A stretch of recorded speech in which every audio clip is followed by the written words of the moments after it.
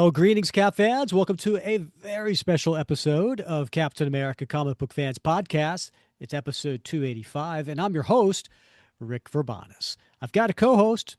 You know his name. It's the best gosh darn one out there. His name is Bob Lucius. Oh, Bob, it's swell. They tell me I'm maladjusted. And though it may cause my patients distress, somewhere in heaven above me, I know that my mama's proud of me. Mama, because I'm a dentist and a success. Say ah. What does that? This sounds. Was that from Little Shop of Horrors or something? Yes. Yeah. It sure was. Yeah. All right. Steve Yeah. Martin, right? Yes, it was Little Shop of Horrors, and specifically the 1986 movie where Steve Martin played the masochist dentist with the jet black hair. Such a fun movie. It was a fun movie. Yeah, but I haven't seen that in ages though. Rick Moranis as well Yeah. Uh was huh. in that. Oh, what was Uh-huh. it? Seymour. Right. There you go. There you Yeah. go. And so, Bob, why am I greeting you with a Little Shop of Horror quote? Uh, Well, you just said it, kinda. Seymour. No, no, Seymour. no. Just Feed now. me. Just now. You were so close. At the very last, he goes, "Say ah." Say ah. Oh God, it's right there in front of you. I don't know, man. I don't know. Who's our guest today? Adam Hughes. And what is Adam's signature on all of his art? Oh, for crying out loud. I don't have any of his art, Rick. I wouldn't know. Oh, it's the capital A, capital H exclamation point. Oh, all right. Well, Yeah. okay. And All right. today we're saying ah. We've got Adam Hughes on the show, and Yes. we couldn't be more excited to have Yeah. him on. Yeah. Been big fan of his artwork going back to the early 90s. In fact, I will be sharing an image of me from 1992 with Adam Hughes at a convention in Atlanta where he does a Batman sketch for me. Uh, and oh my goodness, not only do I have hair, but you should see the pimples. It's not a flattering photo, but it is history, Yeah. and so I've been a fan of Adams going back all the way to that time. So we have him on the show today because he has also done some Captain America work, and we actually covered it in the last episode where we brought out and we covered panel by panel the 4 pages he did in Captain America 701, which was a World War II kind of story flashback, and then the 9 page story he did about Nick Fury, who was talking about Captain America in Marvel #5. But he also has done a ton of covers for Cap. But also, we just want to talk about his career. So we'll be bringing Adam on the show here shortly. I've been looking forward to this so much, Rick. And I don't know. I've never met him in person, but I'm looking forward to finally getting this opportunity. Yeah, yeah, it'll be a great conversation because he, believe it or not, he is a Cap fan. So I can't wait to dive into that. But speaking of Cap stories, Mhm. we kicked off now. When you're listening to this, it's going to be, the first Wednesday in April when the day it comes out. But when we're recording this today, uh, March 22nd, we actually kicked off our Cap Madness bracket for this year. This is, I think, the sixth one that we've done. Mhm. And this year, the theme of the bracket is favorite Captain America stories. So we have, and based on people's votes, is where the seeding was. And so today we kicked it off with seed number 1 going up against seed number 32. And I can't believe I didn't include this with I put out like 30 some stories, like, and said if people have others that they want to add, feel free. And actually, there, I don't know, maybe 8, 9 or so people suggested stories I hadn't thought of, and you suggested one. I can't believe I didn't think of this one, and that is Captain America Mythos Mm, from 2008, the one shot by Paul Jenkins, who we've had on the show, and yeah. Paulo Rivera, who we've had on the show. And I can't believe I didn't think about that one. But that is number 32 based on the seating. So we have Cap, the first seating is the one who got the most votes is Captain America No More, which was the Mark Grunwald story from 1987 to 1989. It's a fairly long story. It covers Captain America 332 to 350, where Captain America is basically resigns as Cap and becomes the captain. Mm. And so that is number one. So I don't think Mythos has a good shot at this, at least based on the early results from the first few hours. We've got I want to say like a few dozen different votes in, and spoiler alert, 94% of them are going to Captain No More. Well, yeah, it was going to be a tough slog for Mythos. It's such a great book, though, and such a beautifully rendered a version of Cap's origin story and the early days of his career. And but it's hard to compete with such a as I said in my comments, a milestone event as Captain America No More. So Yeah, but I'm so glad you recommended. yeah, it was such a great. I mean, it was very comprehensive, selection of Yeah. stories. So kudos to you for that as well. And as always, though, the members of the group they always fill in the gaps and figure out which ones kind of slip by that first filter. So Yeah. Yeah. And like I said, five of them made it to the top 32. The other ones, again, I can't believe I didn't really think about this one. Fallen Sun, the yeah, death of Captain America, that 5 issue miniseries that came out that was written by Jeff Loeb and had a different artist for each one. yeah, Um, and also the Captain America Truth, Red, White, and right, Black. sure, yeah, Forgot yeah, about that one. And yeah, one of my all-time favorites, Adventures of Captain America yeah, miniseries, with Fabian Nicaea and who we've had on the show, yeah, and Kevin McGuire. I can't right, believe I forgot that one. yeah, yeah. There's so much to pick from, Rick. I know. Gosh, we're I lucky. know. Yeah. But every day, go to the Facebook group at noon Eastern time. We will have a new one for you to vote on. And again, it's not the best story, it's your favorite story. So, love seeing the comments in there of why people, this particular story meant something to them. You might see a little politicking going on. And then Tom Boyd, God bless him, he draws these little diagrams of like a fight card, and it's this versus this, and then he Yeah, puts the covers up. I love yeah, that. yeah. That is awesome. Oh, and Bob, I would say also for our listeners, make sure you stick around to the end of the episode because Adam Hughes is actually working on a commission for me, and we will share what that looks like at the very, very end of this episode. I will give you a hint.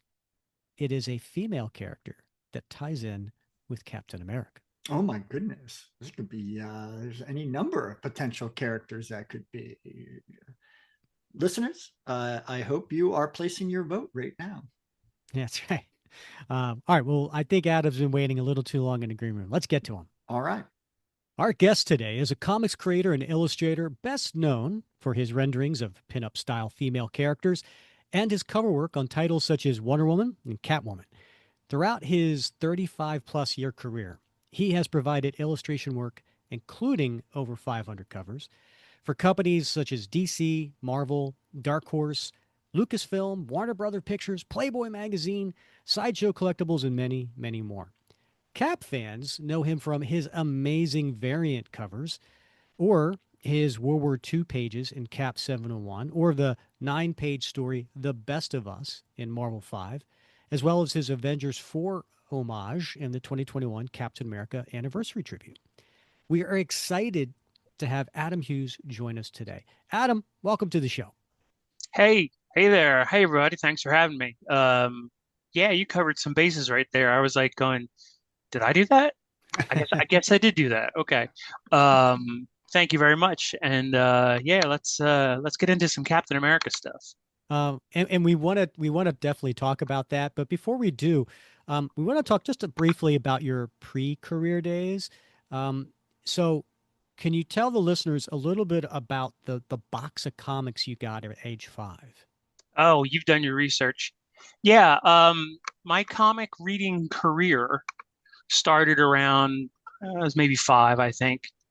And my older cousins, who had grown up in the '60s, uh, were handing down their collection of stuff, and it was a big cardboard box full of comic books and one issue of National Lampoon, which had an exposed boob in it. And when my mom saw me thumbing through that, she, no, no, no, no, just give them the comics. Um, and it was my cousins, Larry and Bobby, were obviously very hardcore Marvel fans because there wasn't a lot. There was a few World's Finest in there. There was some Richie Rich, little hot stuff, things like that. Some Archies. Um, uh, Betty and Veronica Digest. That's very important for a young man growing up. Mm-hmm. Um, Mm-hmm. the but I remember the first few comics that I thumbed through, and the first one was Fantastic Four '81 when Crystal of the Inhumans joins the Fantastic Four to replace the then pregnant Sue Richards. So that was my first comic book. And then the second one in the pile was FF Annual 82. No, FF Annual 2, excuse me. The one that had it was inked by Chick Stone over Jack Kirby, but they in the back they reprinted FF number 5. It's like here's Doctor Doom this week, and this is how he was like a year and a half ago. Um, and then there was the third comic, Tales of Suspense 65. Am I getting that right? Nice. Am I getting that right? Nice. The Secret Origin of the Red Skull. Yep. Cause I always forget if it's 65 or 66. And Whatever it takes.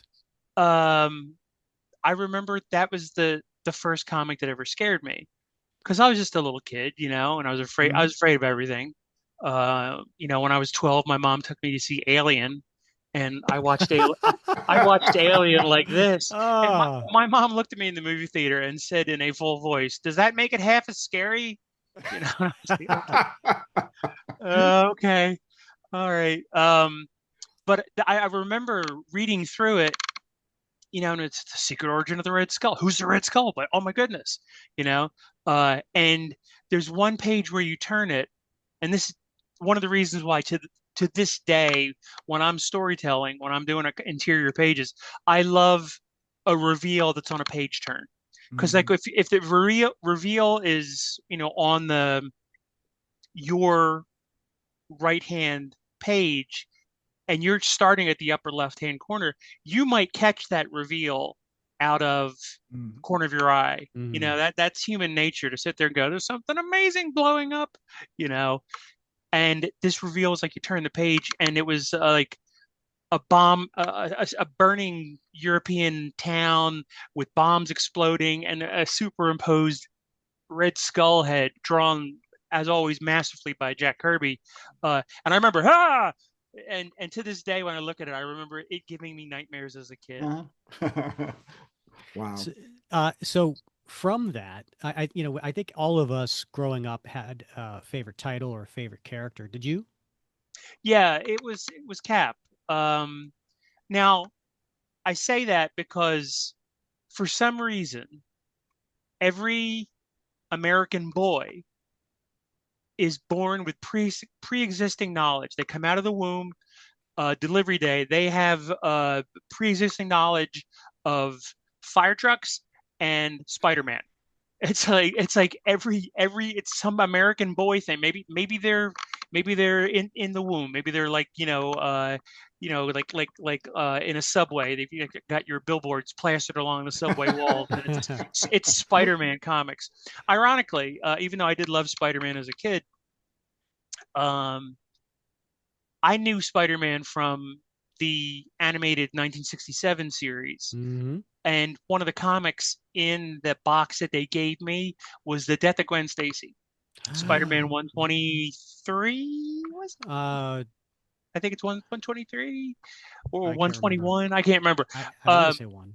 but up to that moment, I thought Spider-Man was a cartoon character. I did not know that. And so I was like, oh, they make comics of him too? Well, this is amazing, Uh, Genius. No pun intended. who thought this up? This is a brilliant idea. And then it wasn't until a few years later I realized that, oh, all the cartoons are based on the comics. Yeah, good. Thanks, Adam. Um, but Cap was always my favorite for a very unusual reason too. I mean, I love the costume. I love especially World War II Cap stories, where he's just, pounded Nazis senseless. Um, Within a year or two of me getting that comic book, Tales of Suspense, Secret Origin of the Red Skull, I started learning about World War II in school. And I went, and I'd grown up on Superman and Batman, living in Metropolis and Gotham City and made up. I knew they were made up cities. One of the things about Spider-Man that amazed me was like, wait, I can go to New York. I might see Spider-Man, Mhm. kid logic. And one of the reasons why I loved Captain America so much was when I learned that Nazis were real, that World War II was real, that this Adolf Hitler guy was real. Well, by, the power of logic, that means that Captain America and the Red Skull must be real. And Hmm. for some reason, Captain America had that extra oomph of realism to me because he was grounded in a real historical event that I was learning about at school. So consequently, Mhm. I did very well in history at school, and just because I was going, oh, comic books, Uh-huh. and it wasn't until I was like 8 or 9 that I went, oh, this is all made up around World War II. I'd be sitting there watching Hogan's Heroes on TV with my grandfather, and it never occurred to me that really, sure, this comedy really happened in a POW camp. Yeah. Um, but that's when I started to wise up and go, oh, some people have made fiction of and surrounding the Second World War. But Mm. that's one of the reasons why Cap got the hook in me, and the hook stayed. Well, you've been around comics for a long time, Adam. Are there any? You mentioned Kirby, but are there any artists or writers that particularly ring your bell, inspire you, that you just love? Not that I want to put you on the spot around peers, but I mean, particularly over the history of Captain America. Especially when you were a kid, like you're reading comics, like what made that next jump for you to want to be an artist? Was there a Oh, particular artist or no, no, there wasn't a particular artist, but and I do suffer from a condition which I call retail amnesia.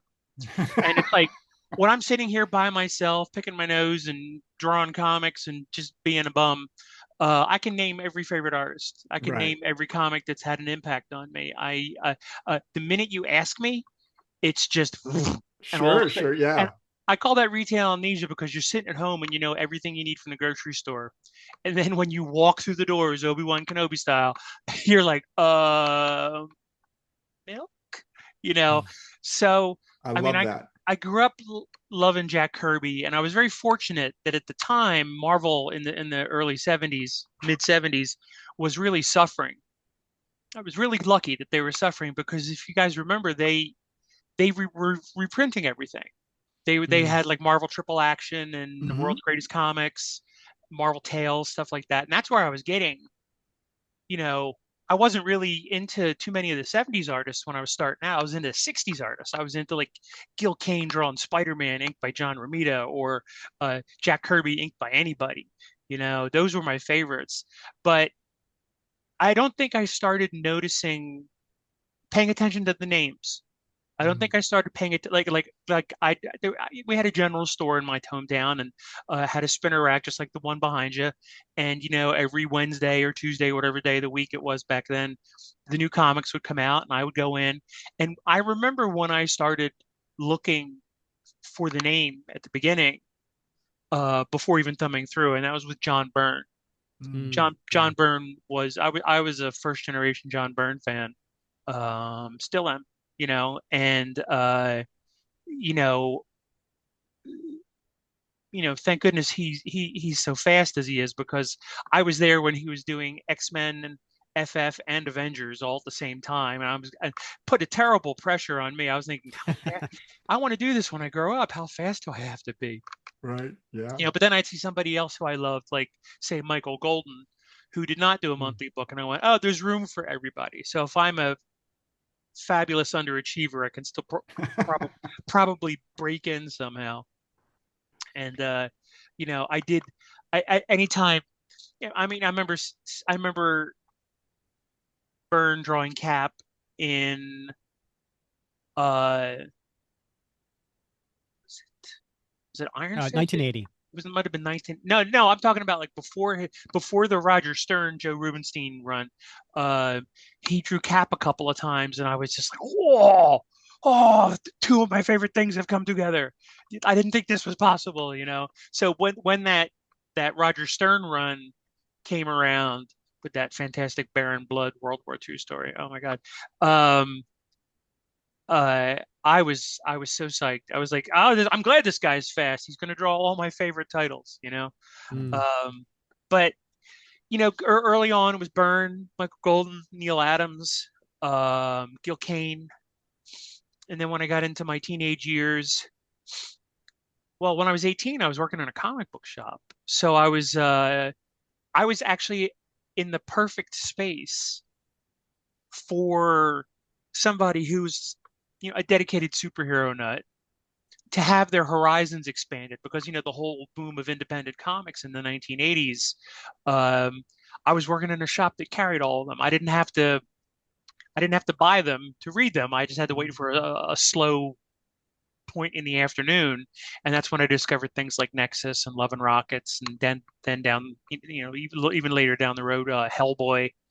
um, so I mean, I've got a lot of artists that are, in the recipe of the Adam Hughes cocktail, Mm. uh, and more that are there than aren't there. And the ones that aren't there, I just, hey, they do their thing. I just, for some reason, it didn't fire Mhm. the little jangly bits of nerves at the back of my skull the way these other guys did.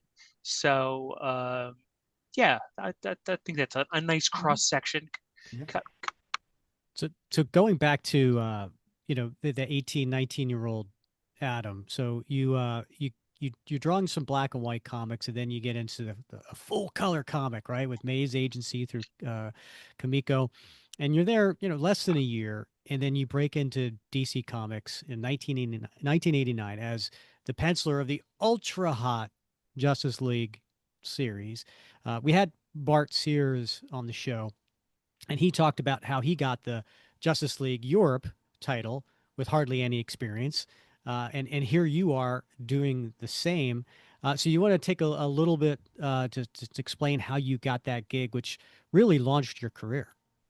Yeah, I really I was introduced to the editor of the wildly successful Justice League America, Andy Helfer, at the 1988 Chicago convention. This is back even before Wizard owned it.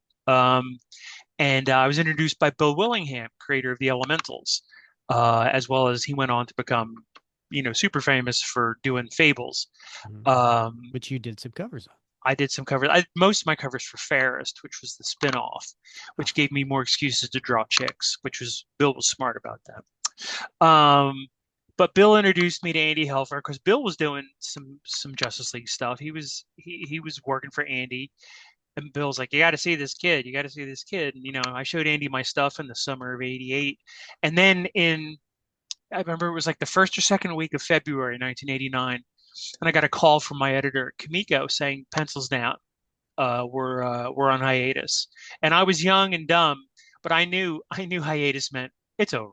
You know, so I was like, okay, thanks. And he said, look, and this is before the internet, kids. So he said, listen, don't go telling anybody about all our books being put on hiatus because there's some people we haven't tracked down yet. Some big names like Matt Wagner and stuff like that to tell them, and we don't want them to find out third hand. So I was like, oh, okay. So I hung up and I sat there for 45 minutes, and it was the first 45 minutes since I had started in 1987 that I'd been unemployed in comics. I was very lucky. I mean, anybody could get a job in comics back in the 80s. If you knew which end of the pencil was the right end, you could get a job drawing a comic book. That's how crazy it was back then. So I was sitting there for 45 minutes, just kind of, well, maybe I'll doodle something. I may have even doodled Captain America. And then I get a phone call from Andy Helfer at DC saying, "Hey, Dandy, we met last summer. I heard you're out of work." And I was like, it's only been 45 minutes and not everybody's supposed to know, you know? So I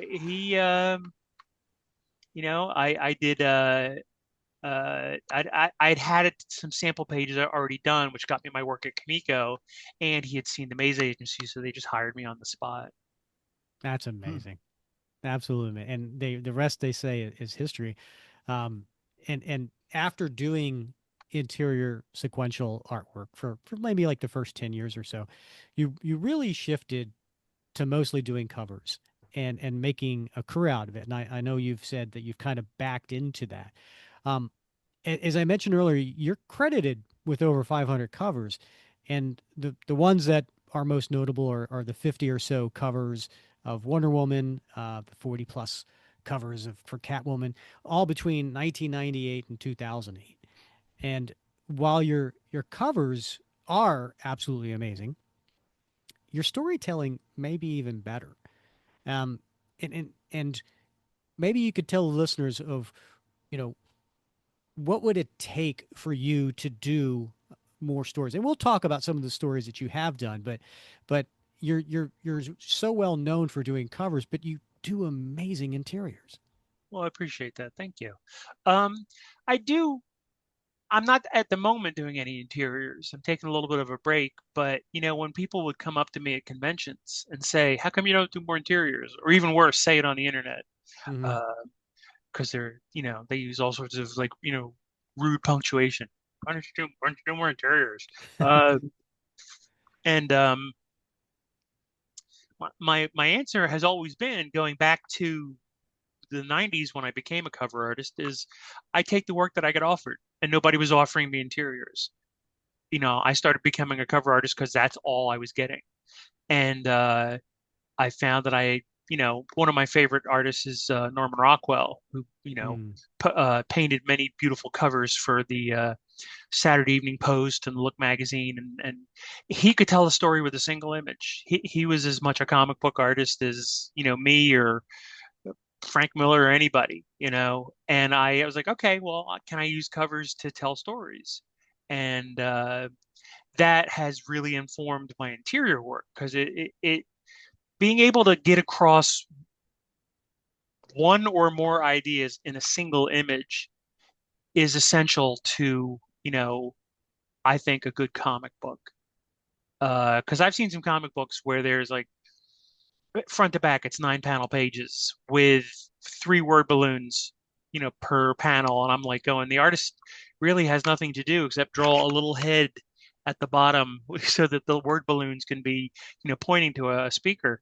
And I like, I love one of the things I love about comics, the storytelling aspect of comics, is that you can do two things at the same time, two different things at the same time.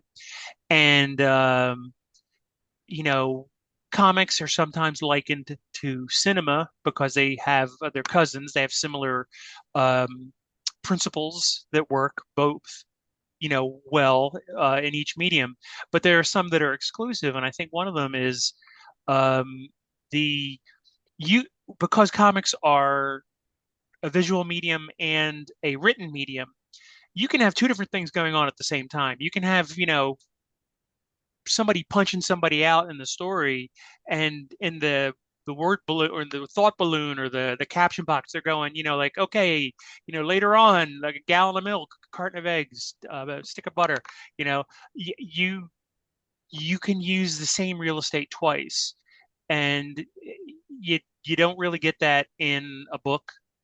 And it's really hard to find that in cinema. You can do it, and only the best directors and storytellers are able to show you one thing, and then in a voiceover have not just a description of what you're seeing, it's not all of a sudden it's like in a Scorsese film where somebody's going and oh that's when the money came rolling in and they show you on the screen the money rolling in, and um uh not to say comics hasn't done that. I have a comic around here somewhere, and it's one of the panels, and I think it's a Ditko era one, a Ditko era Spider-Man comic laying around here somewhere, and it's Peter Parker walking through a doorway to talk to his Aunt May, and the caption says, "As Peter walks through the doorway to talk to his Aunt May, dot dot dot." And I was like, Stan, that was not necessary. He was getting Steve, paid by the word. he must have, he must have been. Uh, and so that's one of the things I love about comics. And when I get a chance to do storytelling, I think about that two or three things at once aspect, and I love doing it. And I mean, and when people do that, when people say, why don't you do more comics? I go, oh, come on, man. I got back into comics in 2000, interiors in like around 2012 when I did Dr. Manhattan for Yeah, the the four issue before, mini. Yeah. yeah. And the only reason why I did that was because it was the only interior that had been offered to me in like 6 or 7 years. And I was like, I want to see if I can still do this because I was starting to feel like a tourist in my own profession. It's like, am I a comic book artist who just happens to do covers all the time? Or am I an illustrator, a cover illustrator who once in a blue moon will do a story? And I wanted the answer to be, I'm a comic book artist. Hmm. Um, and that's when I did that. And other things followed, like Hellboy. I wrote and drew 3 issues of Betty and Veronica. Yep. Um, It's awesome. the I do interiors, and the last one I did was a Rocketeer one for a special Dave Stevens tribute comic, and that was the last time I put sequential pencil to paper. It's funny that you brought up the thing about it could do two things at once. Mm. We had Marvel VP Tom Brevoort on the show, and he mentioned the same thing. But the way he talked about it was that comics is one of the very perhaps only thing out there that could stimulate both the left and the right side of your brain at the same time for the reasons that you mentioned, right? Because there's the story that's going on, there's the illustration that's going on, and he also likened it to movies, but he threw in the with subtitles. So your brain is doing two different things at the same time. They're reading the subtitles and then they're seeing the Yeah. images of the. So yeah, absolutely understand where you're coming from on that. I know not everybody, as we have this Facebook group, and we also we have discussions in there, and not everybody's a fan of variant covers, Adam, but this guy is. And I own every one of your Cap variant covers because I just absolutely adore them. And so there's the MJ variant, there's the Cap breaking out of the ice variant, and then the flag wrapped around the Cap variant, and there's a Sam Wilson Captain America variant that you did. And then there's Cap's many lady friends that you did for Uncanny Avengers number 13, which I think is perhaps my favorite. But and I think that's all of them. There may be more.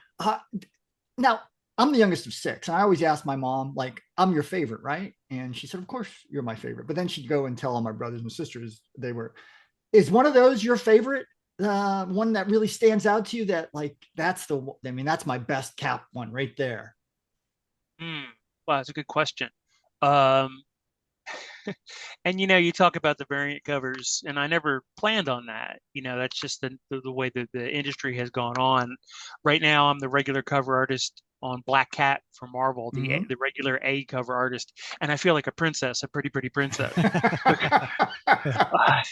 because it's like, oh, I'm not just the variant cover artist. I'm not somebody who's getting residual heat from unhappy fans who have to, it's a 1 in 50 variant, and that's the only way you can get Adam's cover. And Right. Yeah. I personally don't like that. I like it when Yeah. it's you, you, the company just makes 29 covers of this on the same book, and you pick the one you want. You can just buy it right, Mhm.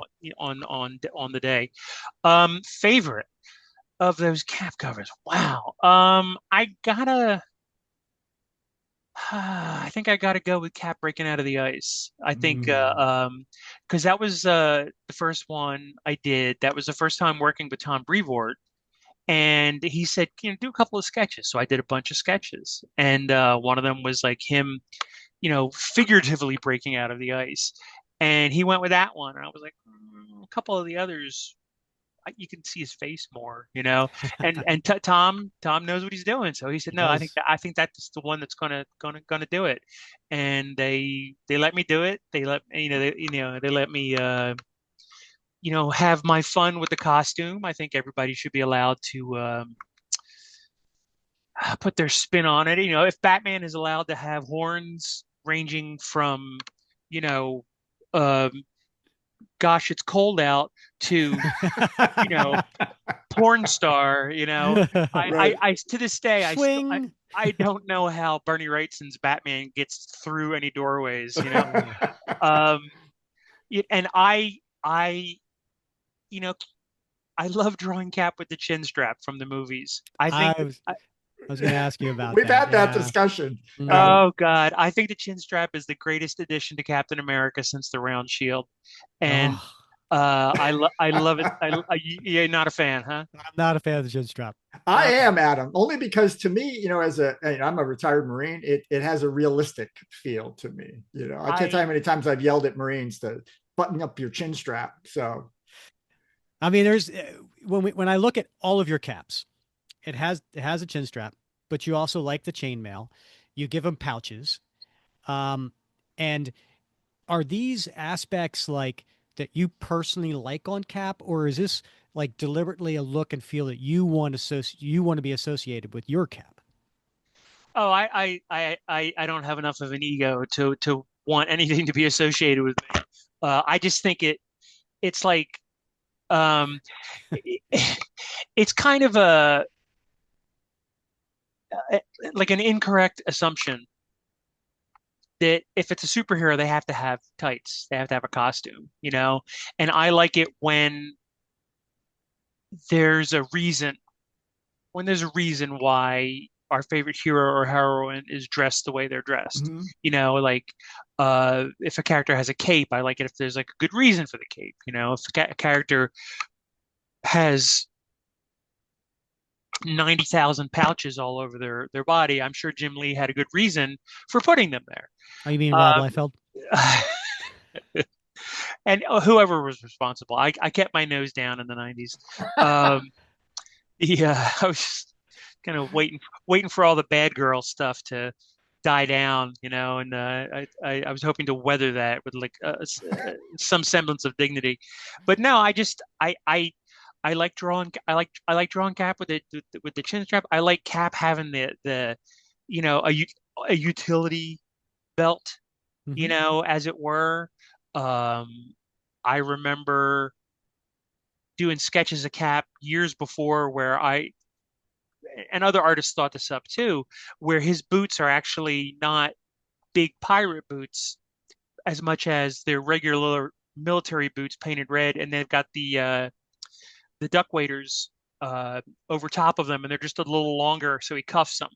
Hmm. And like anytime you would draw Cap close enough, you would actually, I would like, oh, I can't wait. I'll draw the little lip that goes around the shoe, and then the piece that goes under the heel, under and in front of the heel, and I never got around to doing that. But it's just me. And the chainmail is uh, I think a function of my clinical anxiety. I find that when there's certain things on a piece, and I worry about every piece I draw, and I fret and I erase and I redraw, and I'm just paranoid that I'm not giving my best shot.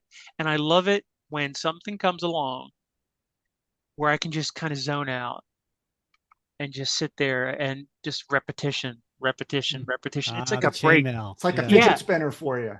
it really is like a fidget Yeah. spinner. And I love doing it on Cap. I think it looks cool. I like the idea that, it's not just one big, underoo, that he's got a shirt on that, over top of that, he puts a scale mail like jerkin almost, that comes down to here, and then the white is from the undershirt, comes down to his you know breast breastbone, and then the rest is red and white stripes. Um, I just dig that. And another Marvel character that surprisingly did that for me was the one time I drew the Thing. Ah, I did an 18-page story for FF number 5 written by Dan Slott. It was the marriage issue where Ben and Alicia get married. And I got to do the bachelor and bachelorette parties.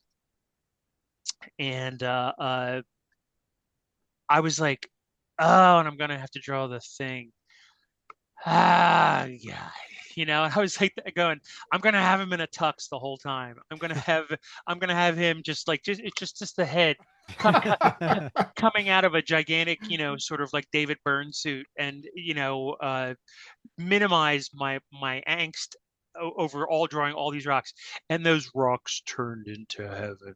I would I would just sit there doing the rocks, and I would put some really mellow music on, and then I'd save all the rocks for like the last 2 hours of the workday, and I would Yeah. just kind of come in for a landing, and now I'm ready to go to bed. And I would draw the Thing again in a minute, just because drawing, the Rocky thing, the second, not the oatmeal thing. I think the mhm. oatmeal thing would be like the one went from like FF number 1 would be tedious, and when Kirby started to do the little tectonic plates, and Joe Sinnott was like, I got this, that it was so much fun to do. And Cap's mail is in the same ballpark. All right. I want to get back to that uniform because you mentioned the stripes, and I know with your covers that you do the coloring, and so I just want to say, hats off for you getting a pet peeve of mine right. Because I mean, I could be wrong, but it seems like you always get the stripe directly underneath the chest star the right color. Oh, red, yeah, Yeah. yeah. So Oh, so you anybody that makes the middle one white needs to be taken out back and savagely beaten. thank you. Thank you. Uh, you know, because I mean, let's face it, if like if the bad guys are like, all right, we're gonna like the Fuhrer wants us to like go blow up, the munitions factory at the edge of town, and there's like a knock on the door, and somebody like cracks open the door, and there's the chain, and you can see a white star on a blue field with red underneath it. You've described Captain America. That's all you need, Hmm. And yeah, when I see white in the middle, something in I go all Forrest Gump, and I'm just like, that ain't right. That I'm not saying that's wrong, but that ain't right. So I am so happy to hear it. You've made Okay. you've made Rick's night. So That's a yeah, pet yeah, peeve of mine. yeah. I have actually turned down buying some art because it was just wrong. Yeah. Um, it's there's certain things with all of our favorite characters that we simply either require or will not stand for. And if you love something that much that you have a solid printed, engraved in metal, in adamantium, your list of do's and don'ts for a character, then you know what, you are into that character, you dig that character. And I appreciate you having that, because I can see a lot of the Captain Americas behind you, Robert, and a couple of them are white in the middle. Yeah, there's probably uh-huh. a few up there. Yeah. Yeah. Yeah. So And it's nothing worse than when it changes in the same story. Then yeah, the colorist, that's just lazy. Come on, colorist. that's somebody being sloppy. Or, Yeah. in the old days, that could have been somebody at the printing plant who was getting paid 8 cents an hour to cut Rubylith. That Mhm. at that point I go, it's nobody's fault, because somebody who isn't paid enough to care is in charge of putting these colors where they're going, and you wouldn't like it if you saw Superman and the reds and the yellows on his S were transposed. So Exactly. So you've mentioned elsewhere when doing runs of covers, it gives you more freedom. to not feel the pressure of having to do everything that you want in that one cover.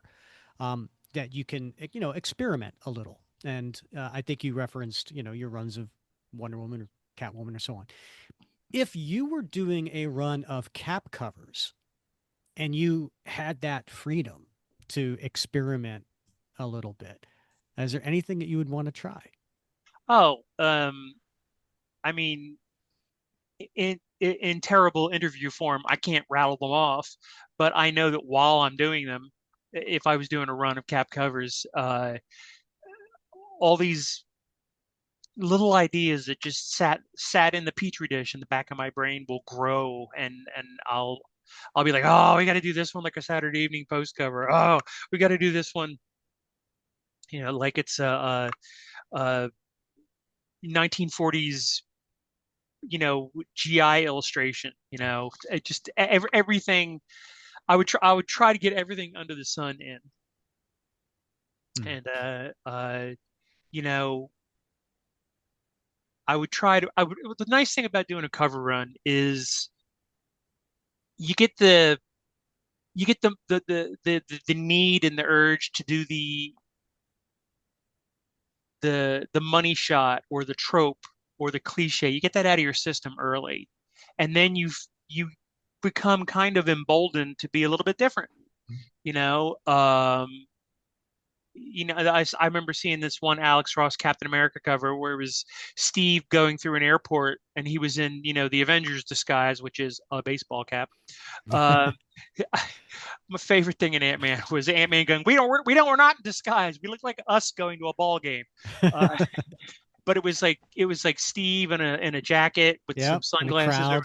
and Yeah. it's just the crowd that's not noticing him, and up on the airport monitors is like Captain America, like wanted for blah. And I'm sure that if that was like the first Captain America cover Alex ever painted, he probably would have felt a little robbed, a little Mm. cheated. Like going, Yeah. I've waited all this time to do Captain America, and I'm drawing, I've waited all this time to draw Spider-Man, and I'm doing a Peter Parker cover. Um, so yeah, once you get that, I've mastered the money shot. Once you've assuaged that part of you, then you're open to go, oh, we're gonna do this cover as if it's, and then you get really creative. Mm. And only once in a while do you have to like, okay, we need another iconic shot. It's been 5 or 6 covers since we've shown the character in full, and every comic book is somebody's first, as they say. So you got to be mindful of going so crazy on your cover designs that people were like, what is this book? Who is this? Oh, okay.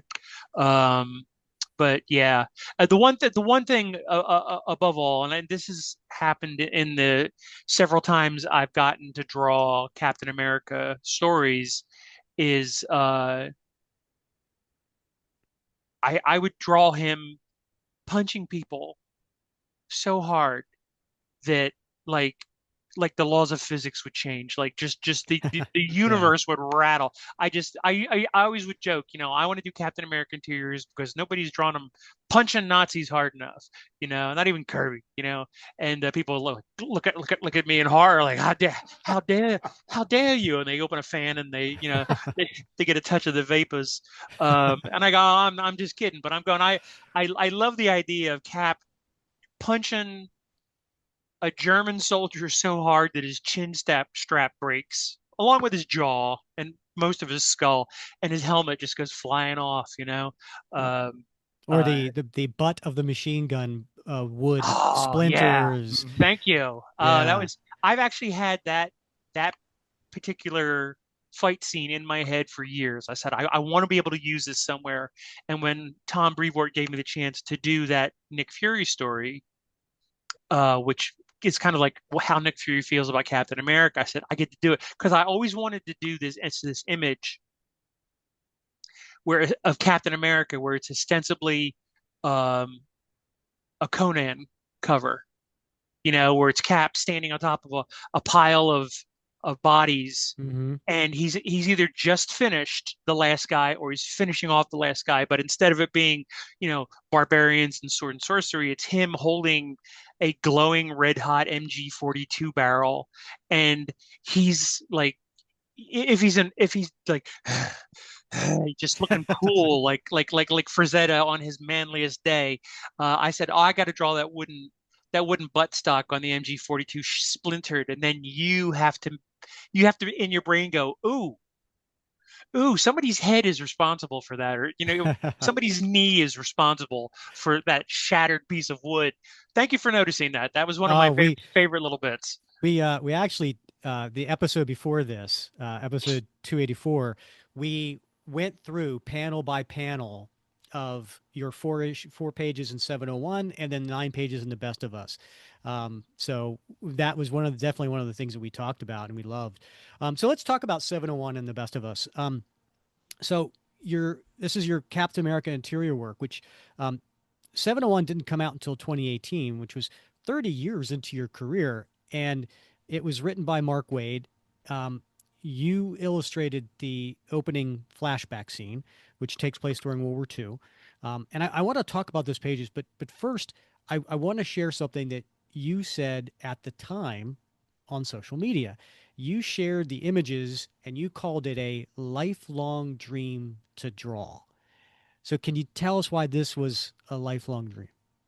Well, that little 5, 6 year old kid who believed Captain America was real because, well, Hitler's real, World War II was real, why it makes no sense to a 6 year old. Like, how can part of this be real and part of this be made up? And I've always wanted to do a Captain America story, but I've always wanted it to be a World War II Captain America story. I mean, I'm happy to draw Cap, as the, Connecticut Yankee in King Arthur's court. He's one of the few and one of the only characters who doesn't have that irksome timeline behind him. Mm. Like if you're reading the Fantastic Four, it's always been, but whenever you read Fantastic Four, it's been 9 years since their fateful flight, and you're going, "Ah, wait a minute, I've got an FF comic with Reed Richards talking to President Nixon, and you have to do some mental, how has Franklin been? I remember being an when I was a Byrne X-Men fan, and I was still reading, and after Byrne had left and Cockrum had come back, and they got into the Mark Silvestri years, and I remember after 7 or 8 years, I went, how is Kitty Pryde still 14? And like, they've shown 14 Hanukkahs since, it's not like you could sit there and say, oh, well, time compression. I'm going, this character has actually gone through, you know, it's like, um, it's like Calvin and Hobbes. Everybody's read Ah, Calvin and Hobbes, and every year Bill Watterson would do winter stories with the snowman gags and Calvin's presence and stuff like that. And if you, if we go over there and get my hardcover Calvin and Hobbes collection, which my wife gave me, and if we went through and counted how many winters that little boy has gone through without aging, you start to, oh, okay, comics. So Cap is the only guy. Cap is one of the only characters whose his story gets better and better the further away we get from World War II, which is a fixed time and place in history. If you think about it, like right now, Cap, you know, is like over 100 years old. He was frozen in ice for however many years, and the longer that time period of frozenness uh, increases, the more it increases, the better the story gets. If you think about it, when Cap was brought back in Avengers 4, he had only been World War II was only over for like 18 years. Mm. It was like yeah. that, it was like, ah, I'm a stranger in a strange land. What is this new world? It's like there's nothing new. There's Yeah. but now you bring Captain America from 1945 to 2026, it just gets richer and better and better. I mean, the more fish out of water he can be. That's one of the reasons I was slightly disappointed in the rollout the Marvel movies that Cap's second appearance was in the Avengers film because they had to give, all the characters kind of the screen time. And I'm going, wow, we're literally missing out on the best time period in Cap's story, which is when he's starting to adjust to the now the 21st century, and Hmm. it's The man out of we time. Yeah. man at a time. They couldn't really do a lot of it in the Avengers because they're telling an Avengers story. And then when they got around to doing a little bit of it in Captain America Winter Soldier, it's like that's great, but he's been in the future now for 2.5 years, however long it's been. Has It's slightly less impactful for me. So I love the World War II stuff. I love the fact that Cap's story just gets it's like taffy. It just gets better the more you stretch it out. And I wanted my first Captain America story experience to be a World War II one. Love it because I'm a huge World War II fan, as Who Would doesn't tell you. love World War I II? know, right? It's it's the big one, and I wanted to ask you if you had the opportunity to write another Cap story, would you pick that era? But it sounds like you might also be interested in maybe that time period, whenever that time period is, when he first comes out of the ice, when that mental anguish is maybe at its peak, that tension. Yeah, that would be my second. If Tom emailed me tomorrow and say, "Hey, you want to do a Cap story?" I would go, "Up, out of retirement. All right, let's go." You know, and I Mm-hmm. would go World War II. And if he's sitting there, it's got to be modern. I'd go, "Can it be right after he's, you know, out of the ice?"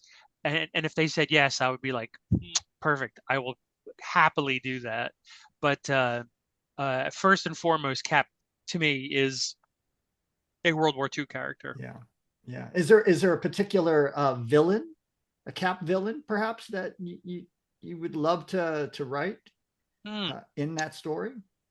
Cap's got a pretty good rogues gallery, Mm-hmm. um, especially his World War II, and then in his 1960s, run where he was fighting Hydra and stuff like that. He had, I always say that the three greatest rogue galleries in all of comics are Batman, Spider-Man, and Dick Tracy, and everybody else is, It's you fair. know, tier two. My dead grandmother might not know all of the Flash's villains, but my grandmother could rattle off like, every Dick Tracy villain. Mm-hmm. Um, but Cap's got a really good one. Cap's got a really good one, and the Red Skull gets a little. Oh, I see something. The Yeah. Red. Yeah. There's a little something you might want to draw. Oh, you want me to do a? Okay, sure, I'll do it. Yeah, yeah. Little Madam Hydra story. Madam Hydra is my He's always favorite. good I too. would I would love to do a story with her, and but I mean the the Red Skull is sort of like to Captain America what Lex Luthor is to Mm-hmm. Superman. It's the top one, True. you Yeah. know, and when they fight, it's when they come into it's news, it's big business as It's opposed to matter, antimatter, right? I mean, it's yeah, yeah, yeah. yeah, good example, and maybe one of the slightly less antimatterish ones is a good change of pace. And I will say I loved, I mentioned this before, I love that Roger Stern Baron Blood Captain Mm-hmm. America fighting a Nazi vampire, Yeah. and revisiting the invaders, Mm-hmm. years after, and they've she's gotten older. It's I just really enjoyed this. I always loved Baron Blood. I had in another Cap story, which I guess we'll get to in a minute. I got to draw like a panel of all the Yeah, it's like a like half-page splash. yeah, and Nice. Yeah. wow, half page splash. What a great name for a band. Um, I'm gonna put that in a comic, like a placard or That's Well, awesome. Yeah. and for our listeners who he's talking about the best of us for Marvel number uh, 5, which again, last episode we went through panel by panel. But yeah, there's a half-page splash of the the villains, Yeah, which you referred to as the monsters. And then you said we had our own monsters, a guy who could, With be wings on on his feet. flame, and everything. And then you had the invaders. Two beautiful images. I know it was that job was such masturbation. Like I just came up with stuff that like, I just want to draw this. I want to draw the invaders. I want to draw the the monsters of Fortress Europa. Um, and uh, one of the things I was, because I love the Invaders comic. I love back in the 70s. I loved you get a Gil Kane cover and you get those great Frank Robbins interiors. You know, um, and one of the things I always liked about the core Invaders, which is Cap, Submariner, and the Human Torch, is its land, sea, and air. It's the Army, the Mm. Navy, and the Air Corps. I And cannot believe, Adam, that I have never picked up on that. Yeah. Well, that's because you were a Marine. I should have been able to identify that but that's triumvirate. what I always thought that was really like, and I don't know if they planned it that way, but some of the best hookups, hero villain hookups or teams are, aren't always the ones that are concocted at the same time. Like if you create a character about a guy who dresses up like what do they say? He's a billionaire who dresses up like Dracula and beats up Never heard practices of him. practices karate on the mentally ill. Uh, the uh, if you were going to create his arch nemesis, you'd sit there and go, what do bats hate the most? Clowns. That doesn't happen. So like, when you're creating the X-Men, when you're creating the Fantastic Four, you're like, okay, we're creating a group at the one time. But any other time, it's sort of I can't believe they got David Bowie and Bing Crosby to sing together on screen. Uh, sitting there and saying, okay, the team of super good guys um, is going to be uh, Mr.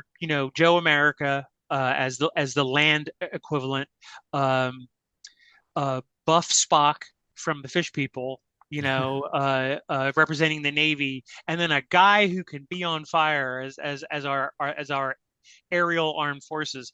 That would just must have just been like, oh well, we've got these characters laying around. Let's all throw them into the same team, which is what happens sometimes when you're creating a team of heroes, and the chemistry just works sometimes. And I always thought it did with the invaders. Yeah, for sure. And so let's talk a little bit about the Best of Us. I know this story. I mean, maybe it's not a Captain America story. It's a Nick Fury story. But it was. I'm sorry, I just nodded, and you told me not to do silent stuff, but yeah, it's a how does Nick Fury feel about Captain America Yeah, and story? it's an especially poignant story, Adam. I got to tell you. I mean, I think Rick and I talked about it extensively in the last episode of the show, and we both really, really enjoyed it and felt it was really moving as well. And the thing about it, it's this meditation on the arbitrary loss that occurs sometimes in war. Just the randomness of who gets it and who survives, Yeah. right?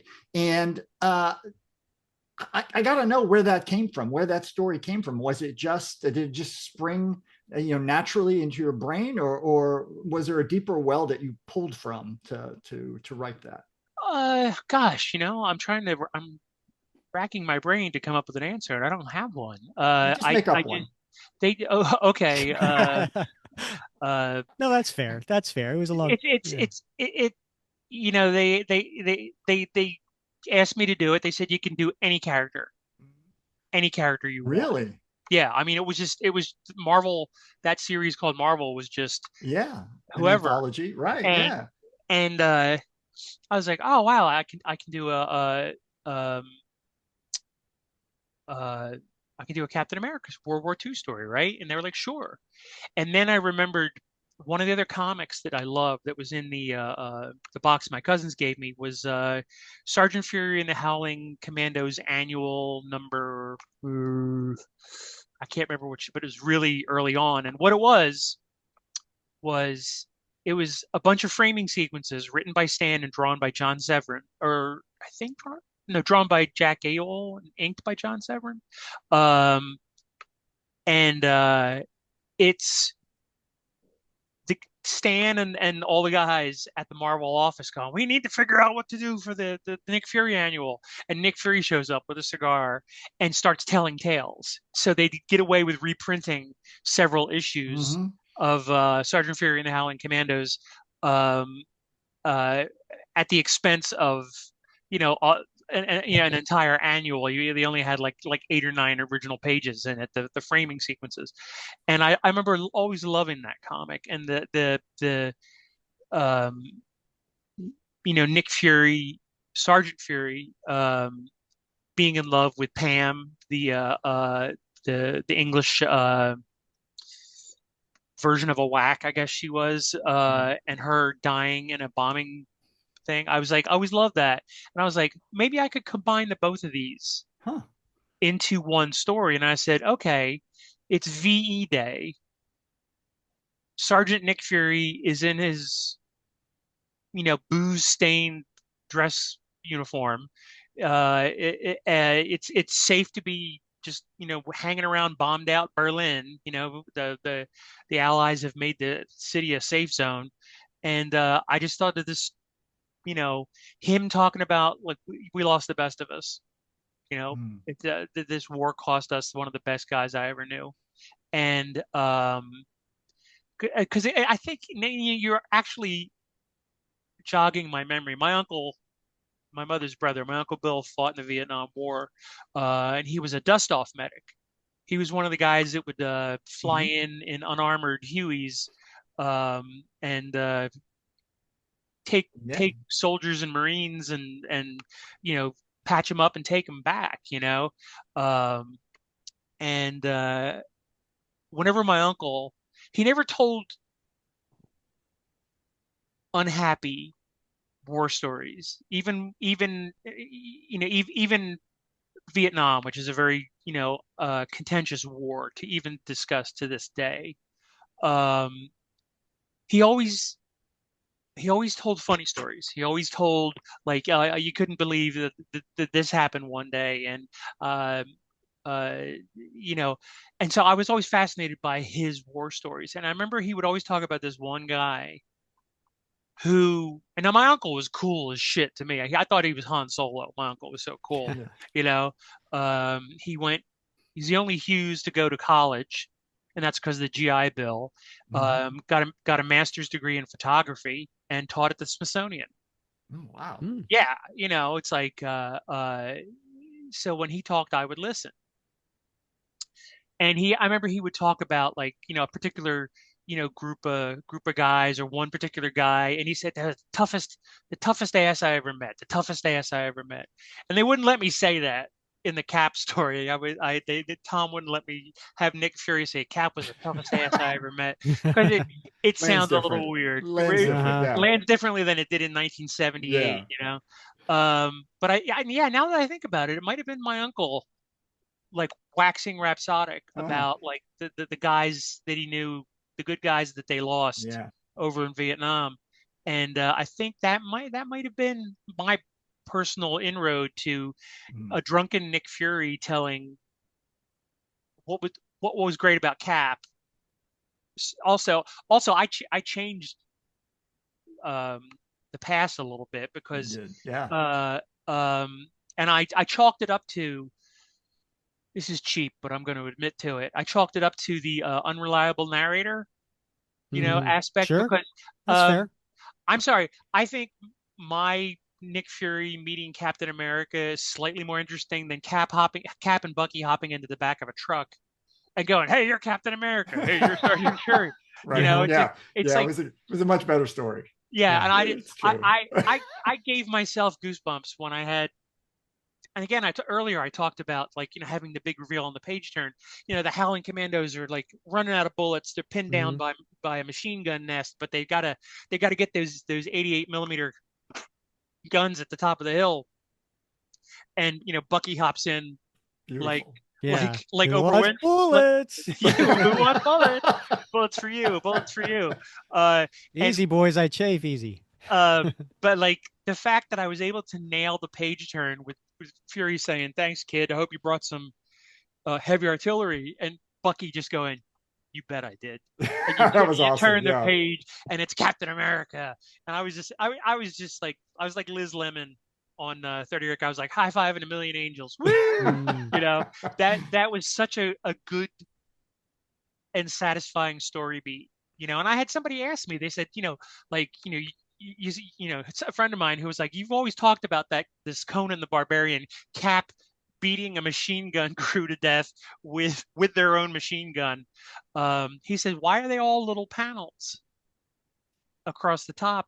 And I said, well, one, I I wanted it I wanted it to look the way Nick Fury was seeing it. Hmm. If you do the in close enough to smell their last breath, fight, that's one way of telling a story. But Nick Fury is 30 yards down a hill looking up at one guy jump into a machine gun nest and without firing a shot, clearing it. And I thought like, all right, well, I get to have the big shot of him holding the broken butted machine gun, saying, "Let's get those guns." That's our big hero shot for the page. I didn't want. This is the second reason I didn't want to crowd. I didn't want to masturbate. Is what it was basically. Hmm. I didn't want to do like the hero shot, another hero shot, another hero Hmm. shot. That's that. I've always felt that way about interior pages. Is that there should be kind of an ebb and flow, and each panel shouldn't have the same intensity, even if the action is as intense. So you as a storyteller need to, have a wow moment, and then to balance out the wow moment, you need to have two characters like fighting in the next panel in total silhouette, like Frank Miller, because that makes the wow moment pop, but you're still continuing the fight. And you know, I have seen too many comics in my time where somebody was just like, "Oh, every panel is going to be a cover. Every panel is going to be the most amazing." And it's like after a while, I'm exhausted. I was like, Mm. you gotta give the reader a chance to, oh, if you're in a heightened state of adrenaline for the entirety of a 9-page story, can you imagine a whole comic like that? That's awful. Well, you had mentioned in another interview, if given the choice, you prefer the quiet moments over the battle pages, and I think in the best of us, we have the best of both worlds because you have plenty of quiet moments, but then you have like the scene that you just talked about, right? And then you have some other scenes where, Cap's pushing a dozen Nazis off of a castle, whatever. So I think you really balanced it really well. And this goes back to what I was saying before about you're an amazing storyteller. And that's why I think so many of us ask the question about, about interiors, because this is just a great example. And I'll add to that because you were credited with not only with penciling and inking and coloring, but you wrote this 9 page as well. Yeah. And previously you had not had a lot of credited writing in your career. I mean, you had the Gen 13 Ordinary Hero 2 issues. You had the Superman Gen 13 3 issues. You had the Benny and Veronica 3 issues. So those kind of come to mind. Would you like to do more writing? Yes. Oh, yes. I would. Uh, uh, don't be misled by my boyish looks. I'm getting old, and I want to write and draw my own stuff. And I just got to kind of figure out a way to make that work and still pay the mortgage. But I do and that you brought up Gen 13 Ordinary Heroes. I did not set out to write that. Somebody else was supposed to write that, and he was so busy because he was writing all of Wildstorm's other titles. Brent Brendan Choi was his name. Yes. Uh, Choi. Yeah. he was supposed to be writing it, and they had, because of my amazing reputation of being slow and unreliable. They sure showed me. They flew me from Atlanta first class to La Jolla, California, where Wildstorm was located at the time. Put me in a furnished apartment, and they're like, "You're gonna have to come in every day and draw. We've got an office for you. It's your desk is right next to J. Scott Campbell. Um, they didn't mention that it was facing the Pacific Ocean, and I overlooked the street where the girls in the bikinis would be walking down to the cove, the beach. That was a hell of a distraction. Try to draw a comic book with like, oh, she's wearing a black bikini today. Like it was it was such a bizarre experience because I'm there and I was like, all right, where's this where do I start drawing, and they said, well, Brandon's really busy. What kind of story would you like to tell?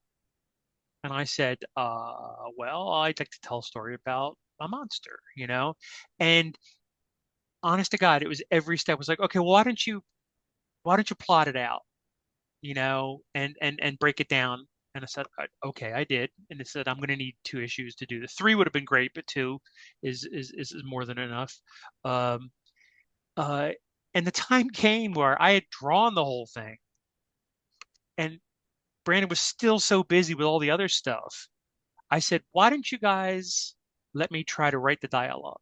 Because if it works, it works. If it sucks, get somebody else in to write the dialogue, But because the story's already been told now, we're actually getting inked and colored pages back, and they let me write it. And I personally feel that dialogue is one of my better skills as a writer, and that was bliss. That was like I'm like torn and anguished when I'm drawing. It's the very picture of Vincent Van Gogh, and when I'm writing, I'm like PG Wodehouse. I'm like fabulous Butler. Give me another drink. Writing is so much fun, and because I don't consider myself quote unquote a real writer, I'm not intimidated by whether if I fail or not as a writer, which of course has freed me to write some fun stories that people have enjoyed. And uh, nobody, I don't know anybody would have come to me and said, "Hey, you want to do a Nick Fury World War II story where he's basically talking about Captain America for 9 pages?" I, I had to think that up myself, and Well, I've heard you say you draw characters from the inside out. And I think that's a writer's mindset. yeah, it's it's to be more specific, it's the storyteller's mindset, Hmm. because this is where if you've got a comic book and one person is the writer and another person is the artist, the thing they both share is the storytelling. The writer can come up with the idea for the story and the writer can come up with the words that come out of the characters' mouths, but they could be the best storyteller in the world if the artist doesn't have a clue about who the characters are and where they're coming from and why they're reacting the way they're reacting in a particular scene. Then you're going to end up with a mediocre comic. So knowing knowing what's going on with a character, even if it's a beautiful cat burglar, you know, uh, you know, eyeing, diamonds and pearls and jewels, I like to think about like, well, what's in her head right now? It looks like a superficial two-dimensional moment, a money shot, oh, here's the cat burglar, cat burgling, how can I make this something that imparts a moment to the viewer? And I find that has spilled over into the few times I've written. I go, well, why is this character saying this moment? Why is this character doing this? Why is this character reacting this way? And it is something I'm very conscious about, and I call it drawing from the inside out.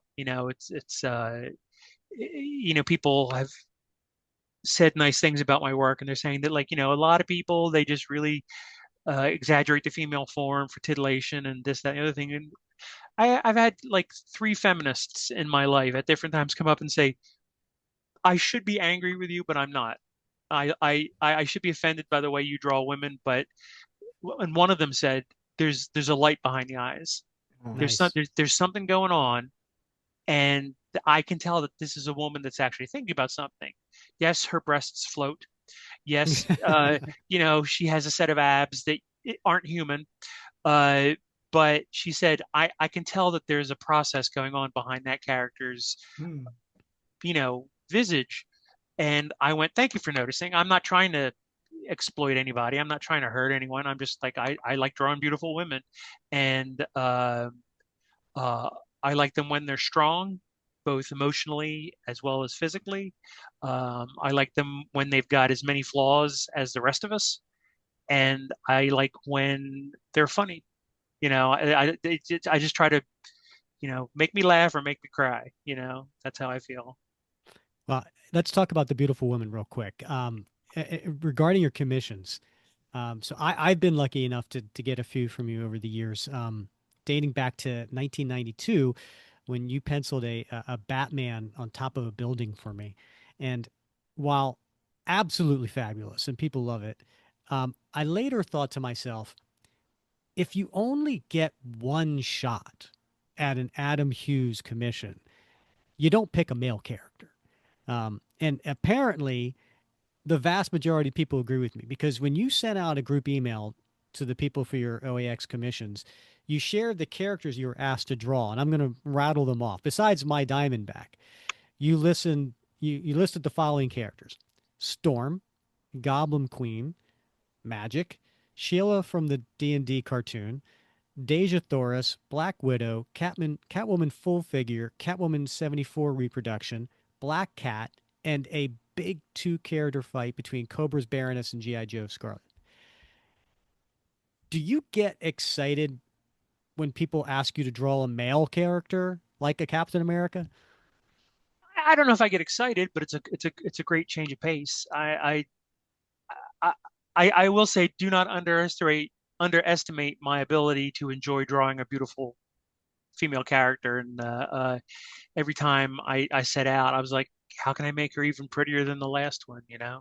And you know, so I don't with very few exceptions, I don't look forward to, that odd duck that comes up and says, "Hey, could you please draw me Perry White?"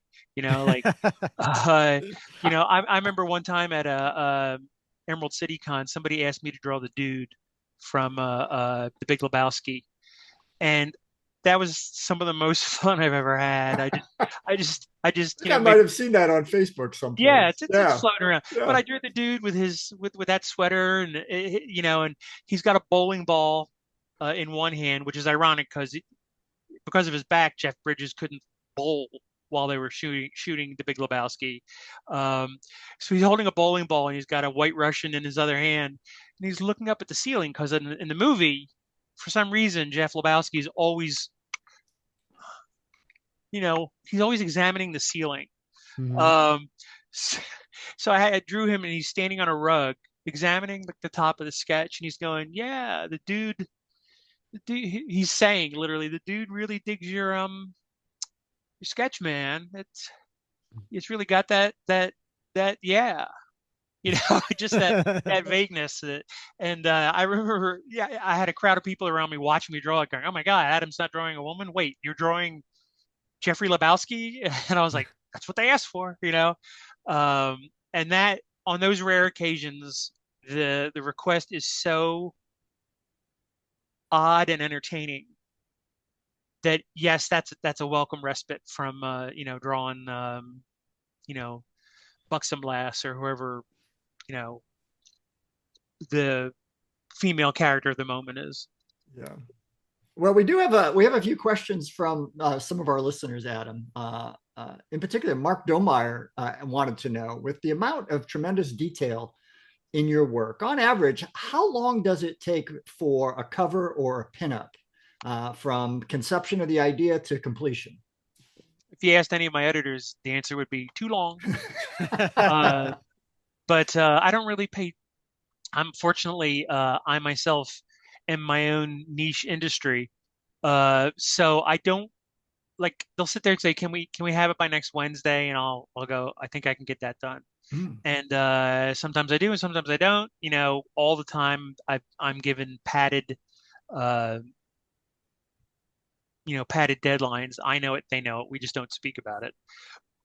And they'll let me know when it's like we need it tomorrow because it has to go to press. And I'll be like, okay. But I think that if I time myself, Hmm. I think that if I'm not that disciplined, and I've learned to accept my shortcomings and flaws as well as my talents. Mm. Uh, and every time in my life where I've tried to be something that I'm not, it's always failed abysmally. Like trying to keep a schedule. It's just, you know, all you have to do is like, okay, I'm going to do a page a day, and like something happens, you don't get that page done. Well, what are you going to do on that the next day? Well, you're a page behind, so you're going to waste time in the Mm. morning rewriting your schedule.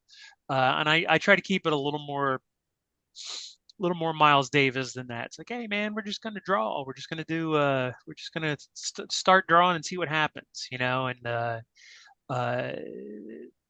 usually I can read the fear level in an editor in their emails, so I can know like, okay, I'm gonna skip a background on this one. They need this one fast. Yeah. Uh, but other times I'll sit there and go, all right, I've set myself to draw.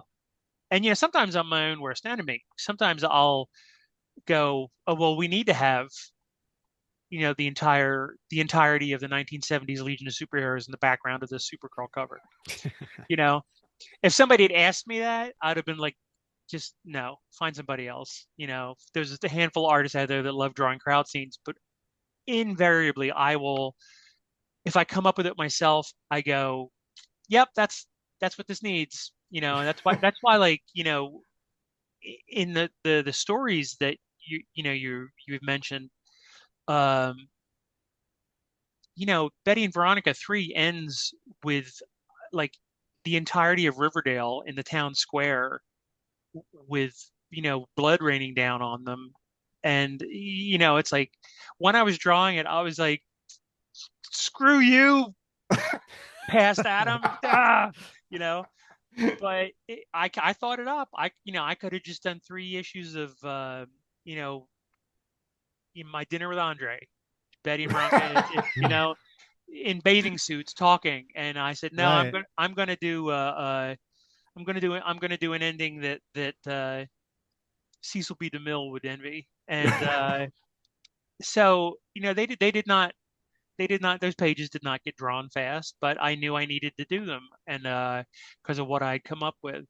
Uh, and it is very funny to me that if I come up with it, I'm happy to do it. If somebody else suggests it, I'm just like, you just go right back where you came from. Another listener, Nate Charles, asks if given the chance to do more work on Cap, who would be your top three choices of writers to collaborate with? And which of Cap's lady friends or enemies would you be inclined to include? I think you kind of already answered this a little bit. Yeah, I mean, I would work with Mark Waid again on Cap in a hot minute. I mean, he just gets it, and he gets what I love about Cap. Um, Dan Slott. I've Hmm. worked with Dan now, and I enjoyed it so much, and I was just delightfully surprised by the stuff that he gave me to do because I think he and I have similar senses of humor. Um, and you know, there's so many. This again, this is the retail That's amnesia. all right. Like You when you you can say yourself too, because I know you like to write. yeah, I'll just say myself, and we won't waste any like airtime with me kind of going, who do I exclude? You know, and I would probably love to have like do a Cap Black Widow story. I Mm. like I like Mm. I like the fact that Cap kind of has a part-time career as a spy, and I think that you know him and Black Widow, I just like them, the idea of them together. I don't know how it is in the comics now, but like, when I was a kid, um, Cap didn't never killed anybody. Cap had the superhero code. He had the Spider-Man code, the Batman Mhm. code, the Superman Mhm. code. Whereas Black Widow was always like, oh, there is the enemy. You know. Um, and I remember one time early in my career where I was like, you know what?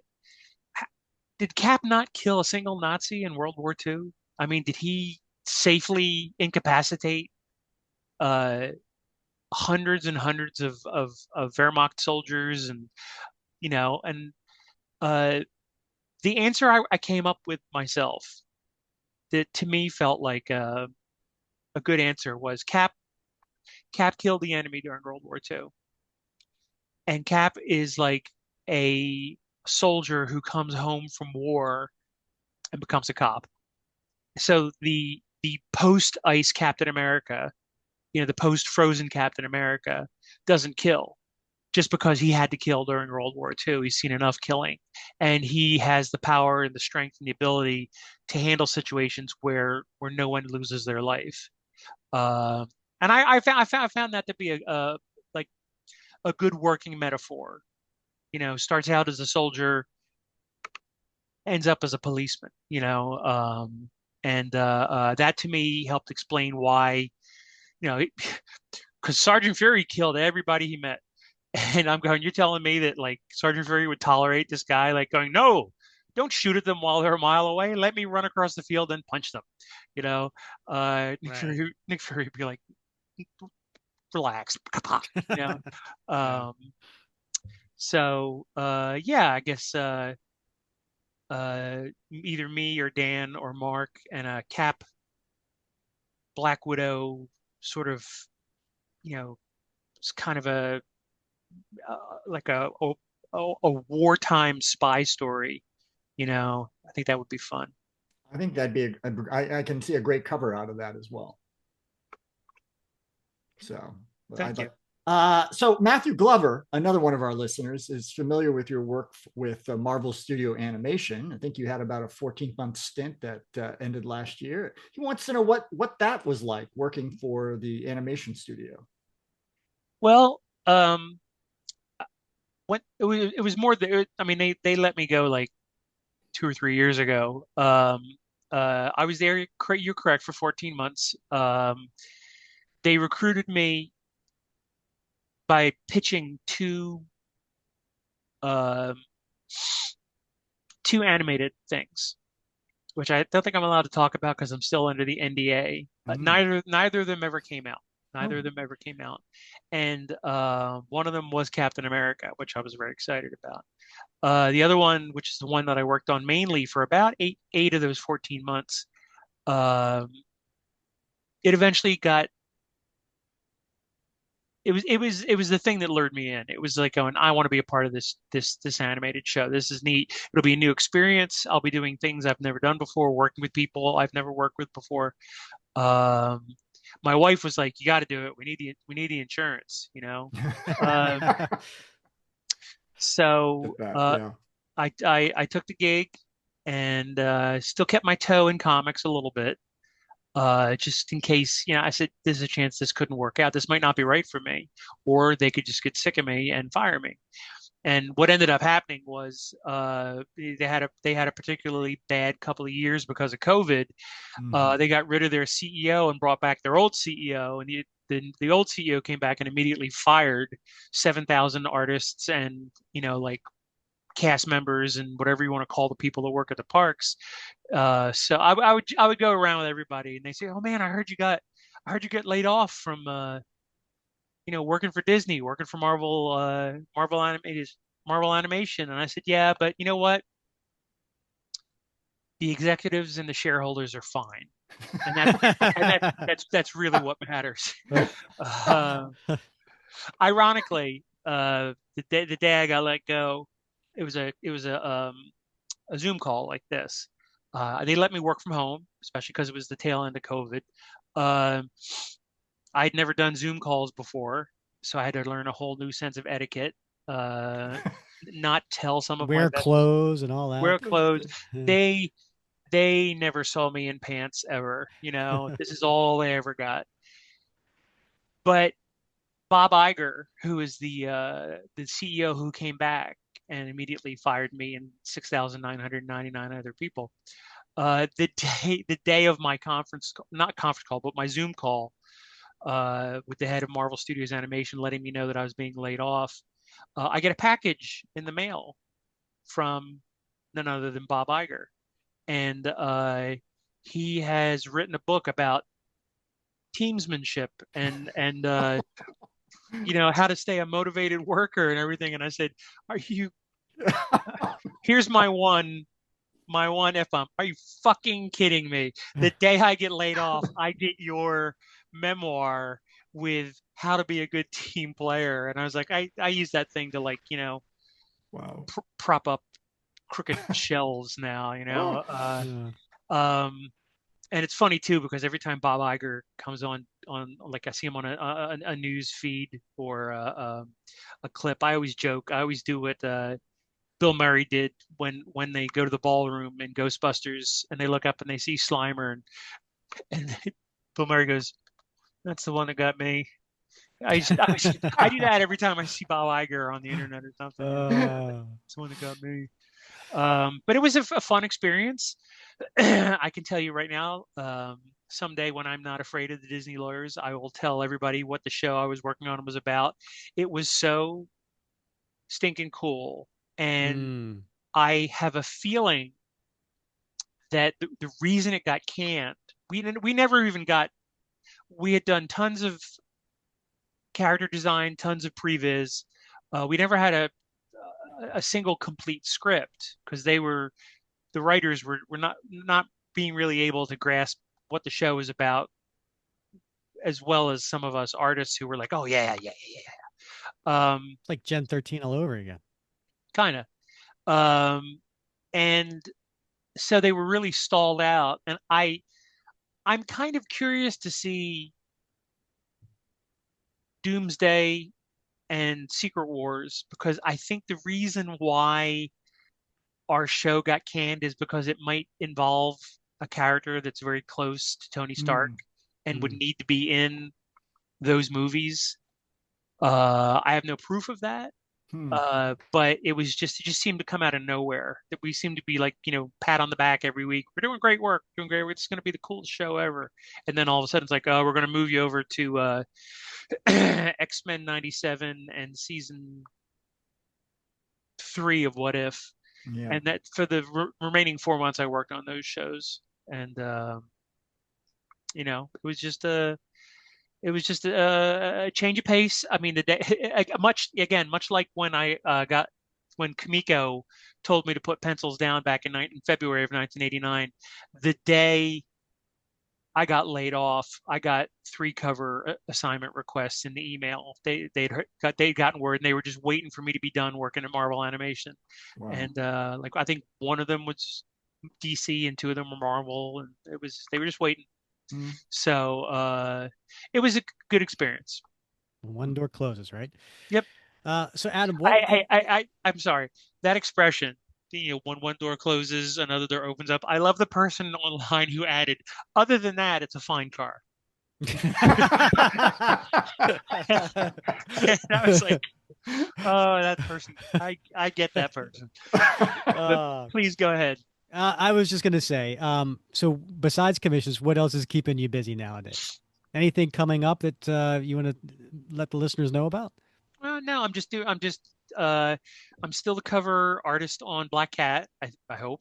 I'm up to issue 11 as far as covers go. Just drew the Punisher for the first time. My Mm, entire Really? life, I never my professionally, I've never drawn the Punisher other than in convention sketches, and I just drew the Punisher on a Black Cat cover for the first time. Um, and I don't think I made him angry enough. So, but again, there's that feeling of yeah. you gotta hit a grand slam home run the first time you draw the character. I'm sure if I ended up drawing Punisher again, I'd finally get him right. I always thought that I didn't get Catwoman right for like 8 issues. Wow. Um, you know, I jumped around a lot, and you know, accidentally you sort of stumble upon, oh, this is the way you should draw this character. Um, I am a variant cover artist because can't stop being a variant cover artist for the new Zatanna book that's coming out of Mhm. DC. And it was that was nice that they offered me I'm like the B variant cover guy because I started a Zatanna run several years ago, Hmm. and they gave me the book like right before it got canceled. So I really didn't get to do anything with Zatanna that I wanted to do, and now I am. So Hmm. it's very weird. It's you talked at the beginning of the interview about like how long I've been working in comics and therefore how old I must be. I am now being hired by people who grew up on my work. My That my, must be my weird, huh? it's very weird. I'll have somebody hire me saying, I got to get you on this cover. I used to sit in the back of the school bus and read your Ghost issues or something, and I'd be like, my back, you Yeah. know. I thought you were going to say you got the cover for AARP magazine. So Yeah, that wouldn't would, that be kicking the nuts? you know, Good Lord. you're getting old when that happens. Yeah, it's like I've gotten my membership. Have you guys gotten your Oh membership? yeah, yeah. I got the Oh renewal yeah, today. yeah. So yeah. That is just a bucket of cold ice water in the face, Hmm. Yeah. including the bucket. Just when you think you're Uh, having a good day, right? hey man, the sun's out. It's What's the uh, mail? what's the mail? Oh, it's them again. Hmm. Right. Although Yeah. I did have a very fun. Sometimes I just play around with Photoshop and just do funny images. Uh, it relaxes me, and it also, that's why I'm very proficient with Photoshop. And I remember when Indiana Jones and the Kingdom of the Crystal Skull was coming out, and I just stumbled across this picture, this old guy in the 1930s wearing a fedora. He looked like a prune. He was leaning on a post, and he had a tan work shirt on and um, tan pants. So I photoshopped Indy's musette bag and a whip onto his hip, and I made a logo that said Raiders of the Lost Ark. And I I sent it to my friends at Lucasfilm, and they all said, "Don't send this again. Don't send it." He's there. Everyone here is very sensitive about his age. And Oh. but yeah, it is funny to be going. All right, I'm working for people who could be my children. Hmm. They're actually old enough to be my children, adult, and Right. it is very bizarre. But honest to gosh, I really thought I'd be out on the streets at this point. I did not think I'd have a career that lasts this long because virtually no one does. I mean, there are very few there's no old timers day at the ballpark for Yeah. comic book artists. And Hmm. when somebody like Jack Kirby has trouble getting work at the end of his career, no one's safe. Hmm. And Good Great point. point. I'm very lucky and very fortunate, and I never let this go more than a foot from my head that I still have work. And even if it's like I have never really had a dry spell, I've been fortunate. Well, sex always sells, so it's like if you're worried about like being phased out of your job or losing it to AI, just draw the boobs bigger, kids. Um, but I knowing now that like, oh, well, now I'm working for the children of the people I worked for 30 years ago. Um, if you're in a rough patch, stick it out. Stick it out. Yeah. You might actually have some kid someday who'll be your boss, and you'll be like, this kid wouldn't know my work if I hadn't stuck with it That's right. True. Yeah. That's a testament to greatness. So, what is the best way for fans to follow you? quietly. Um, the I I I don't really post on X the way I used to, just because I'm you know not a fan. Sure. Hmm. Um, Yep. and I I use I use Instagram as a relaxation tool. I've actually trained the algorithm to know what I like. So when I open up algorithm, there's something about the Beatles. Hey, there's something about Audrey Hepburn. Hey, Mhm. there's uh, something about whatever. I've got a very finely tuned algorithm, and whenever it tries to slide something in front of my eyeballs. I know it's monitoring me. I know it's listening to me and it's looking at what my eyes are looking at. Like if I'm scrolling and they go, "Hey, suggested for you," I look the other way and I scroll past it really fast. So, and it's amazing and it works. It's like my Instagram feed is just all stuff I like, and I couldn't have Mm. curated it any better. So I don't really post on Instagram the way I used to. Probably my Facebook page and my website page. We have a friend who runs it for me, and I'm never on. I've never been on Facebook a moment of my life. My wife made a Facebook account for me like 15, 20 years ago or whatever when somebody was impersonating me. Mm. So we are like, well, we have to get you a legitimate presence, even if you don't use it. I don't even know what my password is. I have no idea about Facebook or anything, but people will tell me, oh, I saw posted on Facebook that you're going to be doing, commissions at OAX, things like that. So I probably would say Facebook and my website. All Hmm. right. Well, we'll share the links in the show notes. One final thing. What's that on your board right now? What's that you're working on? Oh, it's a drawing a Diamondback. Oh, Ah. such a tease. Such a tease. I'm sorry, is it out of focus? Can you not see what's going on? I I can only see a little Oh, I can corner see of it. this, All right. the Yeah, I, salivating going I on. gave you a little more than the just the headshot with a little bit of the bust. You've got like, she's basically just legless. She's just Ah. it's like getting a half a Darth Maul sketch. Uh, But a half and a half. All yeah. Well, right. yeah, All right. Well, listeners, if you are curious, come back. We'll finish up the show and we'll post a picture of the Diamondback that Adam is currently working on for me. Um, Adam, this has been an absolute pleasure it wrapping really cap with has. you. It has. Thank Yeah. you. Yeah. Thanks Well, so much for being on. yeah, thanks for having me. It's been great. Uh, I know you told him this was like one of your favorite episodes to or Yeah. favorite interviews. Yeah. I gotta say it's one of mine too. Adam was a hoot. He was. He was like a spark plug, man. Yeah, Full of energy yeah, and enthusiasm. It really was just like a dynamic conversation and just fun. It was like sitting around, as we always say, like, trying to sit down, have a coffee with a fellow Cap fan and find out what makes him tick.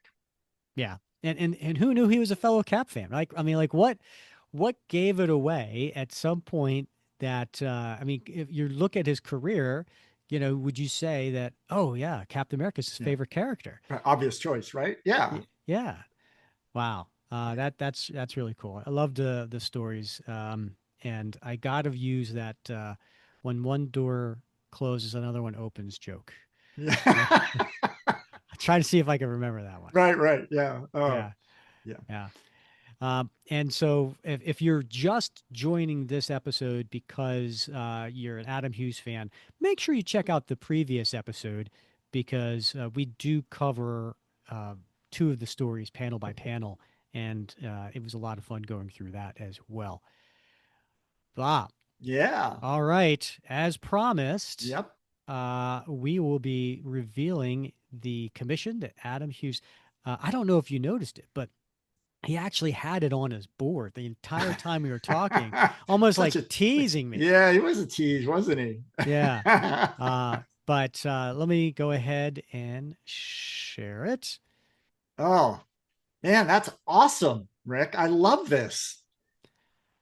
Yeah, it came out really, really well. Yeah, I think the shield in the background's a nice touch. it is a nice touch. Yeah. Yeah. And those diamonds, like the diamonds on her armband, it's like they're almost reflective. Yeah. Yeah. I wonder what he did there. Yeah, I mean, it really catches your eye. Well, that's Hmm. not the only thing that catches my eye, but it's a beautiful piece of art. Yeah. Yeah, it really is. I think there's going to be a listener of ours that might appreciate this more than others. Yeah, yeah, of course. Yeah, I don't know who that could be, but I'm sure Yeah. there's at least one. Yeah. Um, Ah, yeah, and it's an interesting pose that he picked for Rachel here. It's kind of like she's kind of strutting her stuff, feeling her oats, and like maybe this is post super soldier serum, that she got from mm-hmm. that infusion. It looks to me like she is bringing herself up and raising her arms, and he's caught her like mid, as she just extends and like puts her shoulders back and is striking that hero pose. I love it. Hmm. And then yeah, I like also kind of looking down, so Right? you're kind of Yeah, like looking up at her. Yeah, yeah. No, and the eyes absolutely are stunning. yeah, yeah. Beautiful. Yeah, Well, that's congratulations, Rick. I can't wait to have this displayed. I have it just like I have this one Yeah, that I got the previous year. So beautiful. I am very, very happy. All right. Well, uh, that was an extra fun, extra long episode. So we should probably call it a day. Bob, do you have any final words for the I listeners? don't. I don't. This was well worth. I'm glad you had the chance to link up with Adam and his wife at OAX, and it was well worth the investment of your time to make that happen. So Yeah, it was just a chance meeting in an elevator yeah, because I was stuck there because of the blizzard. So, right. all right, make sure you come back next episode where we do part 4 of the Jack Kirby Mad Bomb story. So we've been doing this the second Wednesday of every month, and so you can go back and listen to the other 3 parts if you have not. But we will be doing that next episode with Captain America 196, Jack Kirby's Mad Bomb Part 4. All right, this will do it. So for Bob Lucius, I'm Rick Verbanis, and you have been listening to another episode of the Captain America Comic Book Fans Podcast.